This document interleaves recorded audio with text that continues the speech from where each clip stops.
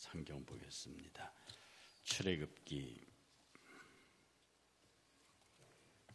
14장 15절부터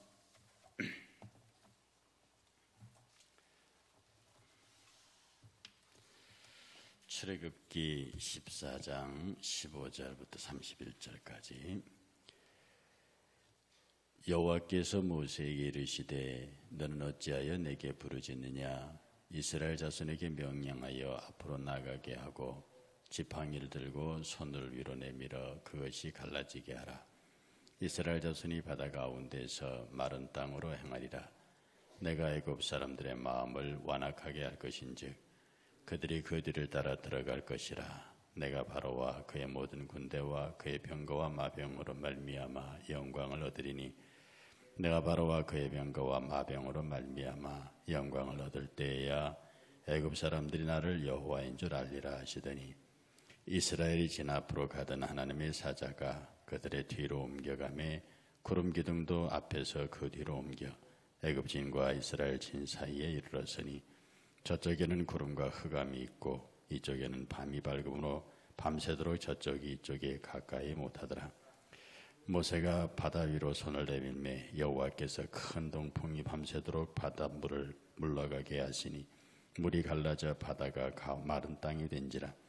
이스라엘 자손이 바다 가운데를 육지로 걸어가고 물은 그들의 좌우에 벽이 되니 애굽 사람들이 바로의 말들 병거들과 그 마병들이 다 그들의 뒤를 추격하여 바다 가운데로 들어오는지라. 새벽에 여호와께서 불과 구름 기둥 가운데서 애굽 군대를 보시고 애굽 군대를 어지럽게 하시며 그들의 병거 바퀴를 벗겨서 달리기가 어렵게 하시니 애굽 사람들이 이르되 이스라엘 앞에서 우리가 도망하자. 여호와가 그들을 위하여 싸워 애굽 사람들을 치는도다. 여호와께서 모세에게 이르시되 내 손을 바다 위로 내밀어 물이 애굽 사람들과 그들의 병거들과 마병들 위에 다시 흐르게 하라 하시니 모세가 곧 손을 바다 위로 내밀어 새벽이 되매 바다의 힘이 회복된지라.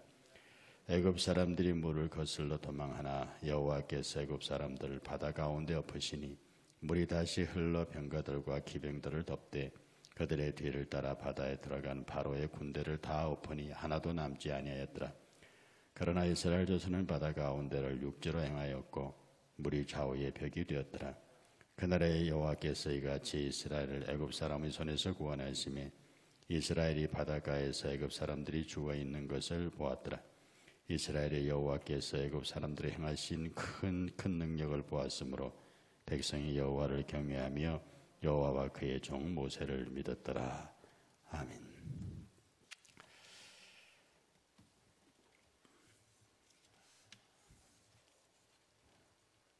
우리가 보통 어려움을 당하면 마땅히 기도하게 되고 단순히 기도하는 정도가 아니라 부르짖게 되죠. 앞에는 홍해가 있고 뒤에는 애굽의 대군이 쫓아온 이 절박한 상황에서 백성들은 모세를 치려고 그랬고 백성은 그들 앞에 서서 너희는 가만히 있을지니라. 너를 위하여 여호와께서 싸우신다고 그렇게 백성을 안돈하고도 지도자 모세의 마음은 굉장히 불안했던 것 같습니다. 아마 그곳에서 지금 우리식으로 표현하면 통성기도를 시키고 온 백성이 두 손을 들고 주야 그러면서 살려달라고 그렇게 기도했겠죠. 당연히 그렇게 했겠죠. 위기를 당하면 어려움을 당하면 기도하라고 배웠고 가르쳤고 우리는 그렇게 했고 그런데 오늘 본문 시작하는 첫 부분에 여호와의 말씀이 모세에게 어떻게 임하느냐 하면 너는 왜 내게 부르짖느냐 이렇게 말합니다. 너무나 당연히 부르짖지 않은 상황입니다. 당연히 기도해야 하는 상황입니다.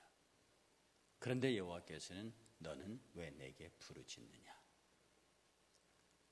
너는 왜 내게 부르짖느냐. 저는 이 말씀에 대해서 붉은 줄을 긋고 체크를 하고 생각하면서 참 하나님께서도 말씀을 딱 부러지게 내지는 모질게 하신다. 한마디 말씀이라도 모세야 그래 알았어 지금 내가 시키는 대로 이렇게 해라 이렇게 다정하게 말씀하실 법도 한데 그렇게 울부짖는 그 백성들과 모세를 향해서 그냥 뒤통수를 한 대 때리는 그런 어투로 너 지금 뭐 하고 있니? 너 지금 뭐 하고 있니? 하나님께서는 모세를 호렙산에서 부르실 때에 불타는 떨기나무 밑에서 그를 만나실 때에 그가 나는 말을 못한다, 나는 무능하다 이런저런 핑계를 댈 때 지팡이를 던져 돌이 되게 하고 손을 집어넣었다가 문둥이 손이 되다 다시 깨끗하게 만들기도 하고 각가지 모양으로 수없이 그에게 확인시키면서 능력의 지팡이를 손에 들려주셨을 때 하나님이 모세에게 한 얘기는 기도하지 말라는 말이 아니고 네 마음대로 하라는 말이 아니고 내가 너에게 지시한 일, 내가 너에게 명령한 일, 내가 너를 통하여 이루고자 알고 있는 그 일을 너는 믿음으로 행하라는 것. 기도하는 것과 믿음으로 행하는 것은 여러분 같은 말입니다. 기도하는 것과 믿음으로 행하는 것, 믿음으로 사는 것과 기도하는 것은 같은 일입니다. 기도는 능력의 촉발점이거든요. 믿음은 그 기도의 응답을 믿고 사는 우리의 실천입니다. 그럼 아무리 많은 시간을 기도해도 그의 삶에 그 기도에 맞는 실천이 없으면, 말씀의 적용이 없으면 그 기도는 악한 거지요. 아무리 선한 행위를 하고 다녀도, 소위 말해서 하늘에 불을 떨어뜨리는 기적을 행하고 다닐지라도 그가 기도의 사람이 아니면 그것은 사실 우상들의, 왜? 애굽의 술사들도 지팡이로 뱀이 되게 하니까 세상에 그 정도 능력자는 있으니까. 그러니 우리가 하나님의 말씀 안에 약속하신 것, 그것을 믿고 그것을 믿는 사람은 그것을 행하는 사람, 그 일이 있을 때 기도하고 그 일을 믿고 행하는 사람. 하나님께서 모세에게 책망하는 것은 모세야, 지금은 기도할 때가 아니라 앞으로 나아갈 때다.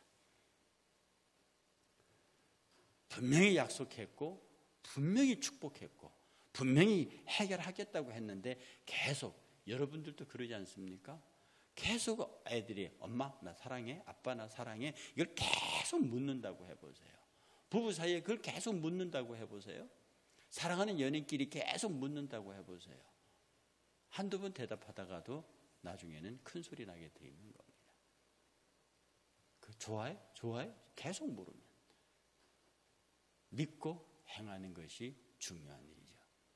하나님은 모세에게 말합니다. 자, 네 손을 내밀어. 네 손을 내밀어. 네 지팡이를 내밀어. 거기 말씀에 보면은 이스라엘 자손에게 명령하여 앞으로 나아가게, 앞으로 나아가는 게 먼저, 홍해를 가르는 게 먼저가 아니고 이스라엘 백성을 물속에 집어넣는 게 먼저입니다. 얼마나 대단한 용기입니다. 여러분, 나 혼자 들어가는 게 아니에요. 200만이 물속에 들어가는 겁니다. 그 백성도 보통 믿음 갖고는 못 들어가죠. 모세가 백성 들어가라 하는데 그 바닷속에 물 넣기가 쉽겠냐고요. 거기 들어가면 죽는데. 그런데 하나님께서는 이 백성으로 하여금 홍해 안으로 들어가게 하고, 그리고 너는 지팡이를 들고 손을 바다 위로 내밀어 그것으로 갈라지게 하라. 먼저 들어가는 게 먼저입니다. 여러분들은 갈라지는 게 먼저라고 생각하죠. 하나님 문제를 해결해 주시면 나는 그쪽으로 가겠습니다. 하나님께서 내게 길을 보여주시면 그쪽으로 가겠습니다. 하나님 그 문제를 풀어주시면 내가 그게 하겠습니다. 풀어주시면 그렇게 가는 것은 누구나 다 해요. 여러분 사찰에 가보시겠습니까? 지금 초파를 다가오면은 연등 막 걸어놓고 골고루 무슨 그 기도 저 기와장에다가 뭐 10,000원씩 내면은 거기다가 기와장 한 장씩 줘서 뭘 적어놓고 담벼락에 쭉 연등에다 뭘 적어놨습니다. 그야말로 소망과 소원이 그게 다 줄줄이 적혀 있습니다. 그게 어떤 건가요? 열어달라는 거예요. 그럼 내가 글로 가겠다는 거예요. 우리는요, 먼저 가는 겁니다. 기도해서 응답받아서 들어가는 게 아니라 내가 이것이 하나님께서 원하시는 일이고 그 영광이고 내가 말씀과 은혜 가운데 확신이 있는 일. 그냥 왜냐하면 분명히 그 길이 노정이 정해 있거든. 그건 하나님께서 그 길을 건네. 더구나 이스라엘 백성은 그렇다 하더라도 모세는 그렇지 않는 거예요. 모세는 그 뜻을 알고 있고 그 능력을 갖고 있고 그 길을 알고 있다. 그런데 모세와도 두려워서 부르짖었던 겁니다. 너는 왜 내게 부르짖느냐? 너는 왜 내게 부르짖느냐? 너는 어찌하여 내게 부르짖느냐? 이 답답한 사람아. 이스라엘 백성을 바닷속에 집어넣고 너는 바다 위에 지팡이를 손을 내밀어서 그것들로 갈라지게 하라. 저와 여러분들이 믿음으로 기도하심, 믿음으로 행하심 여러분 가운데 있기를 주의 이름으로 축복합니다. 그 다음에 이스라엘 백성이 홍해 안으로 들어가려고 할 때에 하나님께서 하시는 일이 뭐냐 하면 한번 들어가 봐. 내가 저 바로 백성의 마음을 강팍해서 너를 쫓아가게 하겠고 저들을 바닷속에서 다 수장한 다음에서 너희들은 이 바다를 마른 땅으로 건너가게 하겠고 저 백성들은 그곳에서 죽게 될 것이다. 예수 그리스도의 십자가가 예수를 믿는 우리들에게는 구원을 주시는 하나님의 능력이지만 헬라인에게는 어리석게 보이고 유대인들에게는 꺼리끼는 똑같은 홍해지만 이스라엘 백성들에게는 하나님의 영광을 나타내는 거대한 자연, 그러나 이집트 백성에게는 사망과 죽음의 골짜기가 된다는 사실입니다. 그렇게 말씀하시면서 하나님께서 그 위에 떠있던 구름 기둥과 불 기둥을 뒤로 옮기십니다. 그래서 그 구름 기둥과 불 기둥을 뒤로 옮겨서 이스라엘 백성과 이집트 진 사이에 수직으로 세우세요. 가로막아 버립니다. 그러니 이스라엘 백성은 환한 밤인데도 대낮같이 밝고 저쪽 반대편은 흑암이 캄캄한 구름이 덮는 어두운 영이 지배하는 그런 것으로 바뀌죠. 이스라엘 백성의 200만입니다. 그 사람들이 다 건널 때까지 하나님께서 동풍이 불어서 그 물이 양백에 쌓이게 하고 그 땅을 마르게 해서 이스라엘 백성들이 건너가. 이스라엘 백성들의 끝부분이 거의 바다를 건너갈 때쯤 하나님께서 그 구름 불기둥을 거두시고 그 장면을 본 애국 군대가 그대로 쫓아 들어가는 겁니다. 지금 고고학자들 그 홍해 주변을 탐색하는 여러분 그 관련된 책을 보신 분이 있는지 몰라요. 제가 책 이름을 제가 잊어버렸는데 그 지금의 시내산이 모세의 출애굽산의 시내산이 아니고 지금의 출애굽 경로가 지금 성지순례 경로가 다르다고 주장하는 사람이 그분이 쓴 책에 보면은 그 홍해 밑바닥에 지금도 수많은 전차들, 마차들의 그 잔재들이 남아 있다고 그럽니다. 그 홍해 바닷속에. 애굽의 대군이 그쪽으로 쫓아와서 그곳에서 전멸하는 장면을 보게 됩니다. 하나님께서 그들의 방귀의 바퀴의 병거의 바퀴를 빼고요. 그리고 그들이 그 속에서 한 사람도 살아나오지 못하도록 하나님께서 그들을 위하여 싸우시는 장면이 있습니다. 이렇게 가만히 생각하면 우리가 얼마나 어리석게 사는지요. 우리 앞에 하나님의 능력이 있는데 우리 앞에 모든 문제를 해결할 수 있는 하나님의 축복이 내 손 앞에 있는데 그것을 앞에 놓고 여전히 나는 그 문제를 풀지 못해서 답답해하는 내 자신과 우리의 영혼의 모습을 보면 참 예수님께서 서글플 거다 하는 생각이 듭니다. 상당히 오래전에 있었던 실화입니다. 한국에서 미국으로 많이 이민을 갈 때 노모가 자기 아들이 이민이 가니까 너무 마음이 아파서요. 정말 그 아들을 붙잡고 울고 불었습니다. 안 가면 안 되니. 그는 어떻습니까? 이미 준비를 다 하고 떠나면서 아들이 말하기를 엄마 내가 가서 무슨 고생을 하더라도 매달 생활비를 보내드릴 테니 엄마 걱정하지 말고 잘 계시라고. 여기서 내가 엄마를 위해서 돈을 버는 것보다 미국 가면 훨씬 많이 벌 테니까 엄마한테 버는 거 꼭 보내줄 테니까. 그러니까 그 어머니가 눈물을 머금고 아들 부부를 보냈어요. 그 아들 부부는 정말로 미국 가서 세탁소도 하고 청소도 하고 부지런히 열심히 해서 돈을 벌었습니다. 그리고 매달 어머니에게 돈을 보냈습니다. 미국 생활 해보신 분들 알죠? 미국은 체크 수표를 쓰잖아요. 수표책을 이만큼 싸가지고 엄마한테 100불. 그 당시 100불이면 큰 돈이었어요. 지금부터 상당히 오래된 세월이니까 제가 그 얘기를 듣기는 고등학교 때인가 그랬단 말이에요. 그때 100불 엄청난 돈이었어요. 100불 수표를 써갖고 매달 우편으로 엄마에게 보냈습니다. 그런데 말이에요, 이 엄마가 무식한 엄마예요.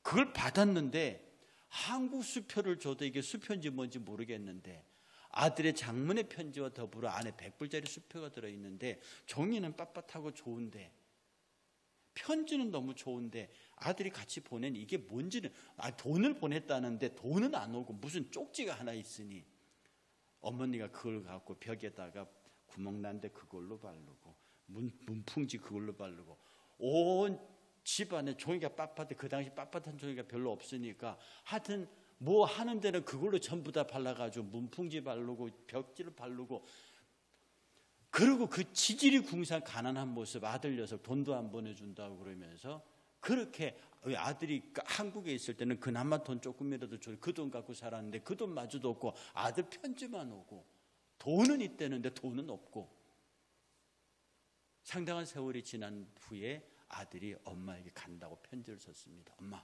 손주들 데리고 갈게. 아들은 돌아오면서 생각합니다. 내가 보낸 돈이 얼마인데 우리 엄마 아마 잘 살고 계실 거라고.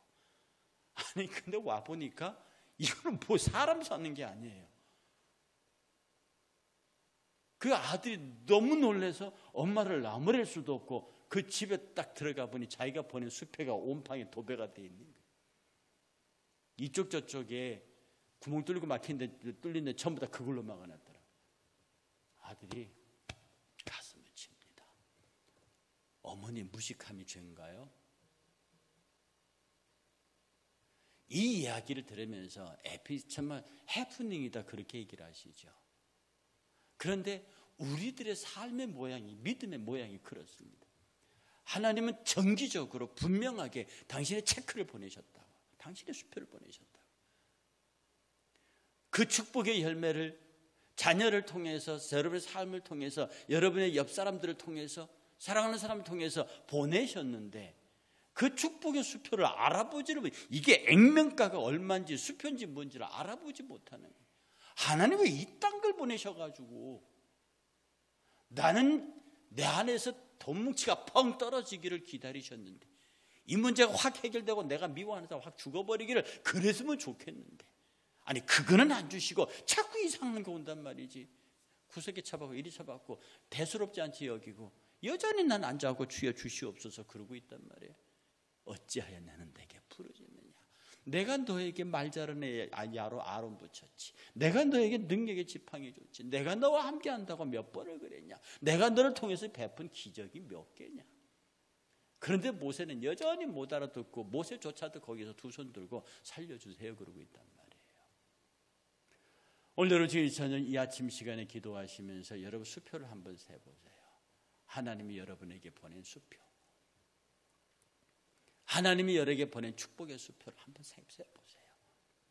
그리고 그거 다시 벽에서 뜯어내고 그냥 너다들 찾아내서 깨끗이 씻고 정리해서 그걸 한번 정리해보세요. 모르긴 몰라도 하나님이 저와 여러분들에게 보낸 축복의 수표가 너무너무 많을 겁니다.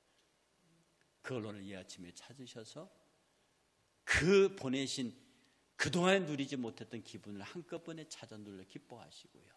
이제부터 하나님으로부터 오는 축복의 수표를 제대로 알아보고 그 액수만큼 적절하게 하나님의 영광을 위해 쓰시는 저와 여러분 되시기를 주의 이름으로 축복합니다. 찬송가 357장입니다. 357장 부르시면서 우리가 우리를 향하신 하나님의 아름다운 선물, 우리에게 보내신 축복, 너는 왜 내게 부르짖느냐. 이제 이런 소리 듣지 말고 열심히 기도하면서 실제로 우리의 삶을 은혜와 복으로 이루어가는 저와 여러분 되시기를 다시 한번 주의 이름으로 축복합니다.